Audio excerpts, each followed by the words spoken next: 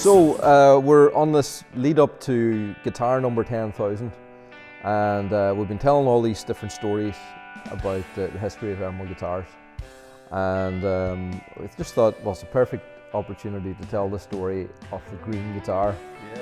The guitar that became so famous, and we started looking at it today, and it actually doesn't even have a serial number. So this is in the minus figures. This is the pre-serial number. This is pre-serial number. So as we're coming towards 10,000, this is maybe we actually already have about 10,000 guitars, but we just forgot the serial number. Yeah. No, I was just thinking you probably weren't thinking that far ahead. You know, you wouldn't be when you're trying to put a prototype together, I suppose, and not really. And develop, you know, the guitars. I'm sure it was one of the first few. I'm pretty sure. In very early days, yeah. I mean, we didn't count every single guitar, but so that guitar was actually at our very first NAMM show in 2002. It must have been, maybe 2003. So yeah, it was 2003, and we were at NAMM. We had that on display, and at the same time, you were in the Eurostar competition. Yeah. Which is, what would you equate it to nowadays? It's like the equivalent of like. Well, it was like a precursor, a precursor to sort of X Factor, I suppose. You know, of the UK or whatever, that type of thing. You know, it was the first of its kind in Ireland, which was great because we were lucky. We got this kind of first, series of that was all new to people. So yeah, it was, and it was just a concept. To get I found out as the competition went on, I didn't realise it was a concept to try and get somebody to go to represent Ireland for Eurovision. I had no idea of that when I got involved in the competition. Oh, it was really? like a few months into the competition, whenever things started to heat up, maybe in the last 4 or 5 heats, that somebody came in and said, you have to start seriously thinking now about, if you won this competition, you're going to forward to represent Ireland in Eurovision. I had no idea. I just went because I got a phone call from my aunt to tell me to go to Derry, and my wife said to me, yeah, you better go because you're not going to get peace. Your mum and your aunt, they're ringing, just said go down because Louis Walsh is involved, Phil Coulter's involved, there's a guy from a record company, Darren Smith's got from EMI, there's a bit of a buzz about this.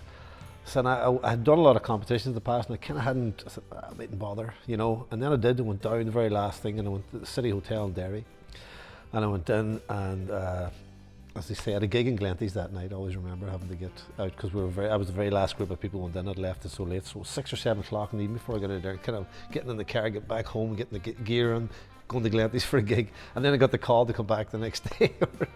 So I got through. So anyway, but.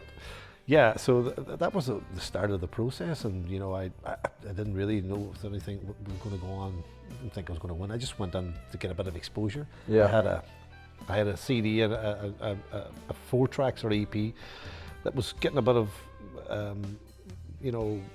interest from record labels and stuff. And my manager at the time, still of the same manager, and he sort of said, well, it mightn't do any harm to get in front of in TV and get in front of some more labels and maybe get a bit of interest. So that was all I wanted out of it, really, just to see. But yeah. So we came back from NAMM show, and that was kind of like our big thing. That was, to be in front of that world stage for the first time. And then we heard about what you were doing, and like you're only just in the road from us. Yeah. Just 5 miles from the factory here. Yeah. And we thought, well, if we can connect with Mickey-Joe and get it on TV. So I remember meeting your mum, and then she connected us, and you were back and forward to Dublin, so we managed to get the guitar to you. Yeah, absolutely. And then it made quite a stir on that first time that you walked out on stage with it. It did, and I suppose it's it was nice. You probably didn't know much about me. I definitely didn't know much about you guys. I didn't realise you were doing this at all. It was just this nice surprise that there was a. The guitar was beautiful. There was this lovely thing to be able to. It sounded great and played great and looked fantastic. So from a visual point of view, producers loved it. The TV guys loved it. They said it was this greatest and other sort of element to your set, as it were, your set design, and so they kind of loved all that bits of it. And for me, the plus was that you guys were local. you were only out the road. And it was like a kind of homegrown thing, you know, it was something I could talk about and say, yeah, this is another Lifford made production or whatever out the road. So, you know, it was the perfect kind of start for us, I think. We were very lucky. Yeah. We got, you know, you got a lot of exposure out of it. It was good timing. And it helped me as well, because it helped me from a kind of visual point of view to have something that people could, remember me by as well. So rather than being just another singer, you know, there's this kind of other element to me. Stage. And I think, and for me as well, it was the first time I'd seen my guitars really on stage and on TV, and you know, so it was kind of a big deal. Yeah, absolutely. And then everybody started asking me about the green guitar, and it was just there was a real sort of snowball thing about the guitar as well. It became as well known. It was kind of, you know, they both went hand in hand, myself and the green guitar. I mean, if people see me without the green guitar, they'd say to me, "Where's the green guitar?" It was almost as if I wasn't able to, you know, have another guitar or not have the guitar with me. You know, it was like, and especially for kids, young kids, they couldn't sort of say, "Oh, why is this guy that we've seen every week now not got the guitar if you were out just doing an appearance or something?" You sort of always had to have it close to have the green guitar. So it was just easier to have it there as much as possible. But it was so much fun because we all got involved as well. It was the whole entourage that used to go down every week to be in the audience. And we've been down there, and we were down for the final, and lo and behold, you won the whole thing, which was a hell of a night. It was just it was an amazing sort of thing to be at the centre of it, you know, and I was just kind of thrown into it, and I'd done bits and pieces of TV before, and little, you know, a bit of success in competitions, all right, over the years with my band and solo and whatnot, and so you get a wee flavour. But this was just something, you know, was on a different level. It was, but it was so nice. I was very fortunate just to be at the centre of it. It could have been anybody. I just was right place, right time, and you know, with the right songs and the right sort of image, and the guitar helped so much in that as well. So I think the whole thing worked so well. It endeared us to people, the guitar as well. You know, I don't know, for kids and stuff as well. I don't know why it sort of was a barrier breaker or something that kind of gives us a connect with them or something. So it really did. It was went hand in hand. So then you won that, and then the prize obviously was to go on then and represent Ireland at the Eurovision, and for all the American fans that watch this, they'll probably not know what Eurovision's all about, but I think they say this is the largest televised song contest in the world. Yeah, it is, and I think it still has that, you know, accolade. So it's a huge, I mean, this side of the world, it's a huge thing in terms of, you know, every country sends, you know, every European country and a few others. Australia's now involved in it and whatnot. So, and everybody from all those countries watches the Eurovision. It's like it's that thing that it's like the Super Bowl in America. When that's on, everybody, the whole world stops. Or whole of Europe stops to watch the Eurovision. That's it. And everybody has a kind of like, you know, there's a kind of a love-hate relationship with it, you know. But nobody, you know, nobody seems to miss it, you know. Everybody has an opinion on it. You know, it's funny. A good talking point. Nobody watches it, by the way, but everybody has an opinion on it. You know, when you meet them at the post office the next week, they have said, you know, but these are the people that, you know, I don't really have no interest in Eurovision, but they'll say, what did you think of your man, or what did you think? So everybody kind of secretly has that, and you know, or they'll get the, you know, all the kind of Insta feeds and stuff from it, you know, all the different names going around and stuff. So there's a bit of a buzz about it, all right, but it's huge thing to be involved in. It's the biggest. So you went on ahead and you were doing your thing over there, and then I was part of the entourage that come over. Then we had chartered a flight, and there was the Mickey Harte supporters group. It's unreal. It was quite unreal. Something to go to Latvia. It was nuts, and Riga didn't know what hit it. No, absolutely, and it's quite bizarre because we went out a bit earlier, obviously having to go out there and get, you know, do all the dress rehearsals and everything. I think we went out on the Sunday previous to the Saturday, and then the rest of you guys, the supporters and everything, landed maybe on the Wednesday or the Thursday, a few days in, and made the weekend out of it. And I just remember being in the hotel, and there was a gang of us. There was only a few of us in the band, maybe 8 or 10 of us, or whatever we had.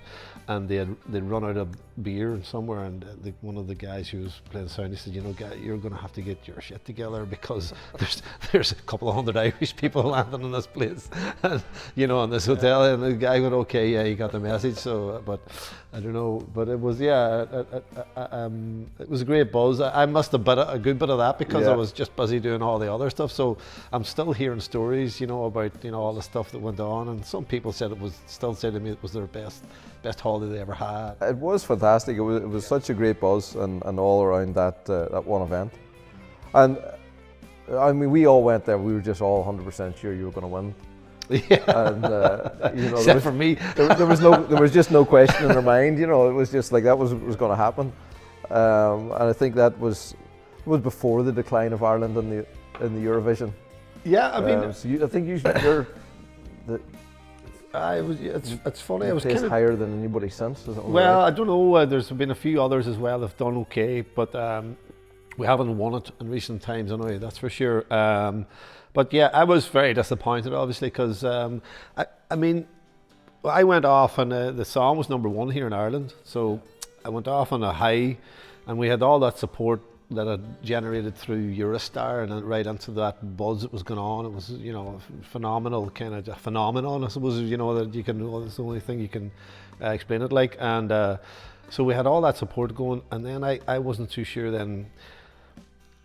When I got there, I thought, yeah, there's a good buzz, and people, you hear all these different reports, and people say, oh, the bookies have you, favourite and all this thing. So you start to kind of not believe it, but you start to think, oh, I have a chance here. So, but then whenever I seen the other productions and the shows and the other acts, I went, Jesus, there's some of these guys, especially visually, were at a different level than us.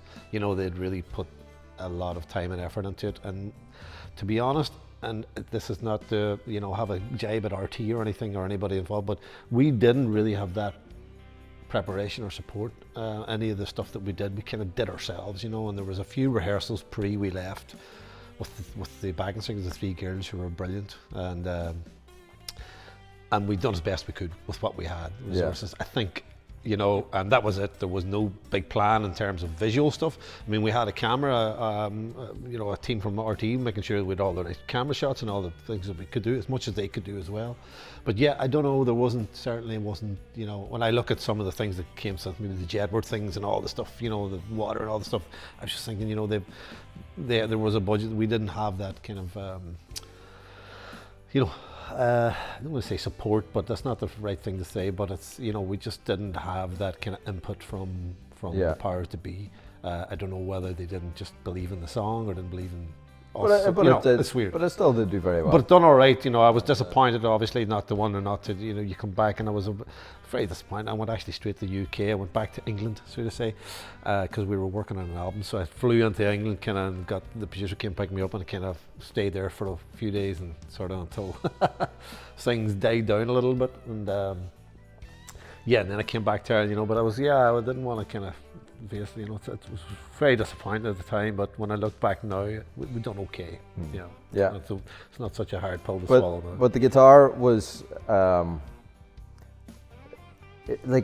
me, it was amazing just how the guitar became something in that as well. Absolutely.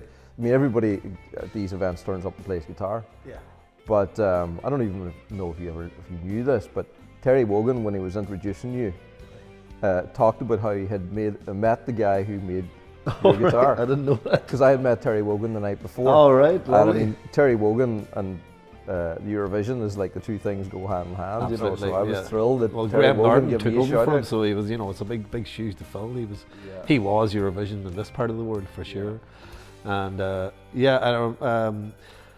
that's funny, but I remember, the only thing I remember Terry Wogan was that Phil Coulter was part of our sort of entourage, the team, and he had been involved in Eurostar, so he kind of took me under his wing a little bit, and obviously he had a lot of previous good experience with the Eurovision, so it was great to have there. But I always remember him having a bottle of Baileys, and just before Eurovision, when I met him backstage, and then he says, I'm going to see Wogan here. He said, I'll be back in 5-10 minutes. He said, I'm going up into the wherever they were having there. And I said, well, and he had a bottle of, oh no, I always give him a bottle of Baileys before he starts, before this is a kind of gift. So I thought, there's a little trick. So, what is it they say, the old dog for the long road or whatever it is. Yeah. So, it was my little story about Terry Wogan as well. But the guitar just became kind of part and parcel of it, you know, and it's bizarre. But you know, we did I tell you we nearly lost it out there in Riga? Did I give you any? I think I did hear about this story. So remind us what happened. I did. I haven't told anybody for this for years. I didn't, and then I think Dermot and Dave had me on to the FM, and I told them because they asked me, tell me something that nobody knows about you, and that's the only thing I could think, because I'd be keeping this as a secret as long as I could. But it was the night before Eurovision, or one of the rehearsals. I think the Friday of the night before one of the rehearsals. The Friday was near the end, and we had done so many rehearsals that we were kind of, but okay, we're cool and everything's going good, you know. And we got, so after one of the rehearsals, we went for a bit of food, as you do, you know. We went and had a bit of a meal and possibly a couple of drinks. I'm not sure, but. So the next day we get up and my manager came to the hotel, or was in the same hotel, and knocked the door and opened up, and he said, right, well, and you have another dress rehearsal. The next day it was all rehearsals, and you know, there was always a really tight schedule. And he said, okay, let's go, and you know, grab the guitar, you know, let's go. And I saw him say, I says, you have the guitar? And he goes, no, you have the guitar. I said, no. So anyway, we didn't have the guitar. So we couldn't think, and we said, well, it must be in the taxi. We put it into the boot of the taxi or whatever, and I thought, oh man, it's gone. You know, I mean, we're never going to get this back, you know. And but the very honest and Rigan people, the Latvian people, had it for us. The girl who looked after us rang the taxi company. The taxi driver didn't even know it was in the boot. You know, he'd gone home, obviously, didn't opened up and delivered it back. So we were very fortunate to get it back, but there was a story that could have been a different story. I don't know how quick you could have made a new one. I don't think I could have got especially when you were in Latvia with us. But yeah, we got it back. Well, I did have another one that would have actually, we could have used it because it had a map of the world painted on it. Right, we've got the word. That's right. If you remember that one. That's right, I do. There's a picture I actually came across recently. I have of that, not the two of us with it. I think it was taken in Strabane or somewhere, in Dicey's or some of those places one night. But I haven't. I must get it to you because I came across. We'd been the map of the world, yeah.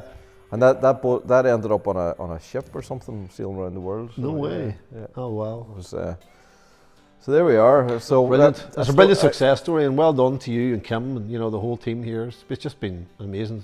It's amazing to be a small part at the start, and then to see your.